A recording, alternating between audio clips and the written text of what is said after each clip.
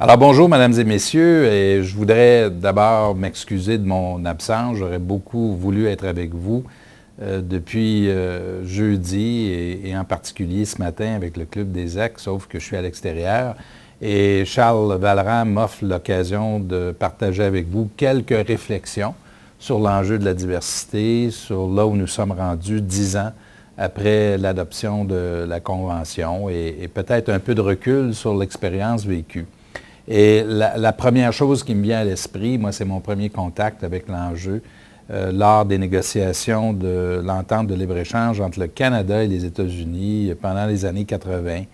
La négociation qui a pris fin en 1988 et le souvenir que j'ai, c'est l'obstacle pour le gouvernement américain, le gouvernement Reagan à l'époque, qui était la question de l'exception culturelle. Et dans le langage des négociateurs, c'était ce qu'on appelait un deal breaker, qui a été réglé à la toute dernière minute. C'est dire à quel point c'est un enjeu qui exigeait déjà à l'époque beaucoup d'énergie et une défense très forte pour que nous puissions, nous, Canadiens, dans ce contexte-là, et Québécois, défendre un principe auquel on croyait tellement qu'envisager une entente de libre-échange n'était pas possible sans qu'on puisse tenir compte de cette question-là de la culture.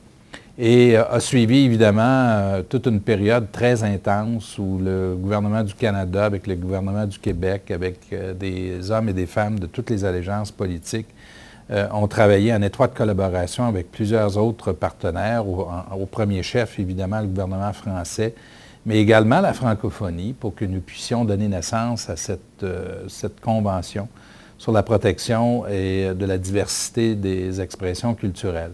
Un débat qui a été assez long, mais un débat qui a aussi, je pense, fait jaillir ce qu'il y a de mieux dans la classe politique, parce que nous avons, nous, les hommes et les femmes politiques de l'époque, de toute allégeance et de tous les niveaux de gouvernement, travaillé en étroite collaboration.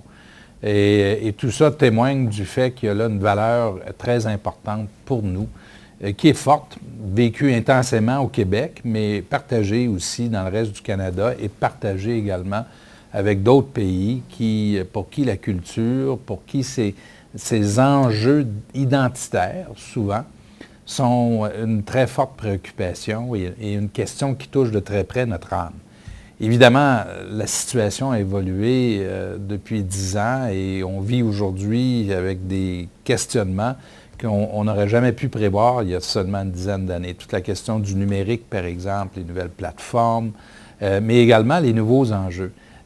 Juste pour partager une anecdote avec vous, moi je me rappelle très bien comme premier ministre du Québec un échange avec des vis-à-vis chinois alors qu'on plaidait à ce moment-là pour l'adoption de la Convention. On tentait de les convaincre qu'il fallait procéder le plus rapidement possible.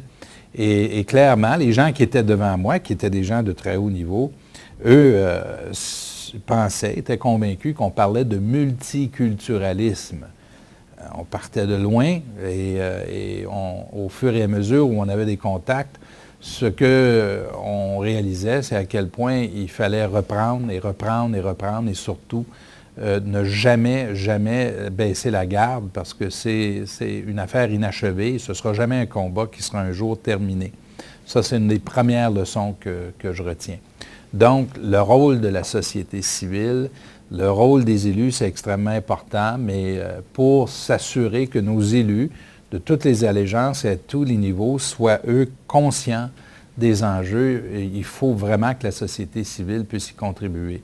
Et s'il y a un message à passer au gouvernement là-dedans, c'est à quel point il faut soutenir ceux et celles dans la société civile, incluant les coalitions et la coalition, qui œuvrent à tous les jours pour que nous puissions justement être aux aguets, à l'affût, que nous puissions être sur l'offensive et présents dans tous les grands débats où se joue justement l'avenir de notre culture, de nos langues, de notre identité.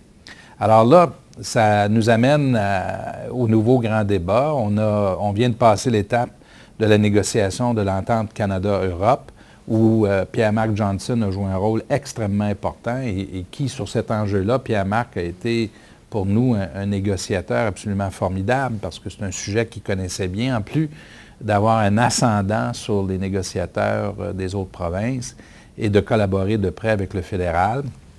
Vous avez eu l'occasion, si ce n'est pas déjà fait, d'entendre Steve Verrill aussi, le négociateur canadien qui était également investi d'un mandat assez clair sur cet enjeu-là, qui, une fois de plus, dépassait les enjeux ou les intérêts d'un parti politique en particulier. Il y a quand même un consensus très fort là-dessus.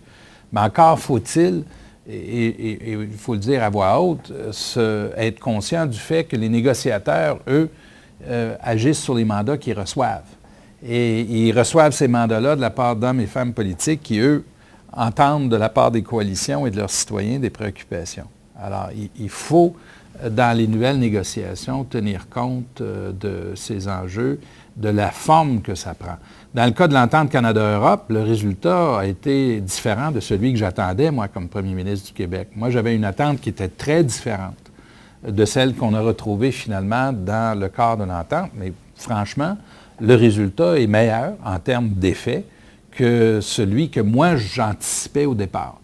Et c'est pour ça qu'il faut, sur un enjeu comme celui-là, être constamment à nos affaires si on veut arriver au bon résultat. Arrive maintenant un contexte d'ouverture des marchés et de globalisation qui nous amène dans toutes sortes de nouvelles directions. Je pense entre autres à la négociation de l'entente Europe-États-Unis, la négociation de ce qu'on appelle le TPP, qui inclut une douzaine de pays du Pacifique à l'exclusion de la Chine, qui est devenu un enjeu politique extrêmement important, l'émergence à la fois de l'Asie, qui inclut l'Inde, qui inclut l'Asie du Sud-Est, qui inclut également la Chine, et des enjeux qui touchent, par exemple, les droits de l'homme, qui touchent les nouvelles plateformes, qui touchent toute la question de l'accès aux communications et qui, à nouveau, vont probablement nous étonner parce qu'on va être devant des choix que nous n'avions peut-être pas anticipés il y a de cela 2 ans, 3 ans, 4 ans. Et cela m'amène à nouveau à redire à quel point ce sera important pour nous de rester en pointe là-dessus. Le rôle du Québec et du Canada est extrêmement important. Il ne faut pas sous-estimer l'influence que nous avons eue, nous, dans la négociation, dans la mise en œuvre, dans la légitimité. On est vraiment à notre meilleur en termes d'influence sur nos voisins, sur l'ensemble de la planète, nous, les Québécois et les Canadiens, sur les enjeux qui touchent la culture et la diversité. Nous sommes crédibles.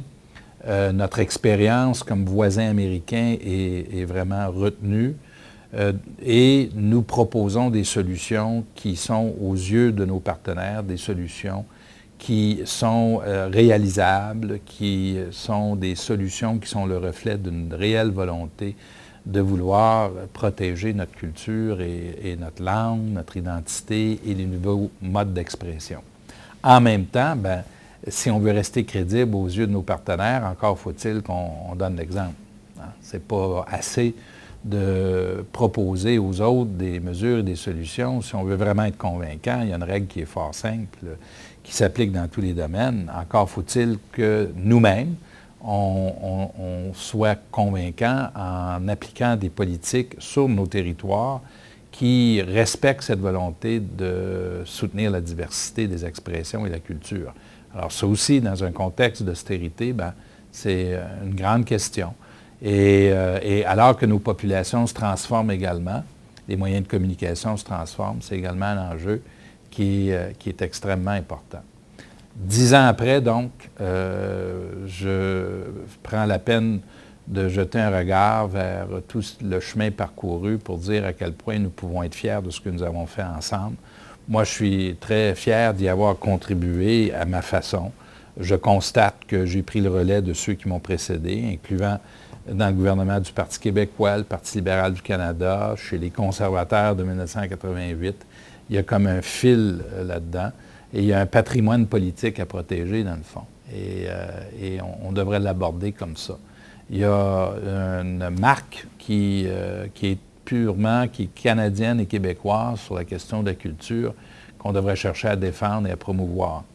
Et vos discussions d'aujourd'hui, ça va nous permettre de mieux nous préparer pour les débats qui nous attendent dans les prochaines années, de mieux défendre ce que nous avons de plus cher, c'est-à-dire ce que nous partageons, ce que nous avons en commun, notre culture, notre langue, notre identité et nos valeurs. Alors, bonne journée et surtout, profitez bien du débat entre le Club des ex pour renouveler notre réflexion sur cette très importante convention.